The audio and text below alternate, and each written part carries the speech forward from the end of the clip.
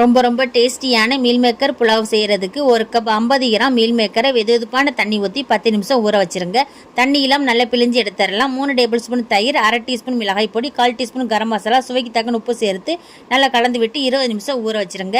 2.5 cup 250 gram basmati அரிசியை சேர்த்து நல்லா கழுவி 20 நிமிஷம் ஊற வச்சிடலாம். 2 டேபிள் ஸ்பூன் நெய், 1 டேபிள் ஸ்பூன் எண்ணெய் ஊற்றிக்கோங்க. பட்டை, ஏலக்காய், கிராம்பு, பிரியாணி இலை, கொஞ்சம் முந்திரி பருப்பு சேர்த்துக்கோங்க.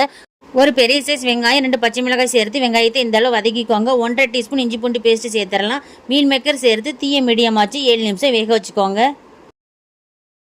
அரிசியை சேர்த்துடலாம். 1க்கு 1.5 கப் அளவு தண்ணி ஊற்றிக்கோங்க.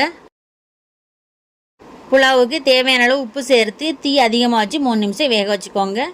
ஒருக்க கலந்து விட்டு மூடி தீயை ரொம்ப குறைவாக வச்சு வேக வச்சிடலாம். இப்போ ரொம்ப ரொம்ப சுவையான மீல் மேக்கர் புலாவ் சூப்பராக ரெடி ஆயிடுச்சு. நீங்களும் இதை மாதிரி செஞ்சு பாருங்கள். நன்றி.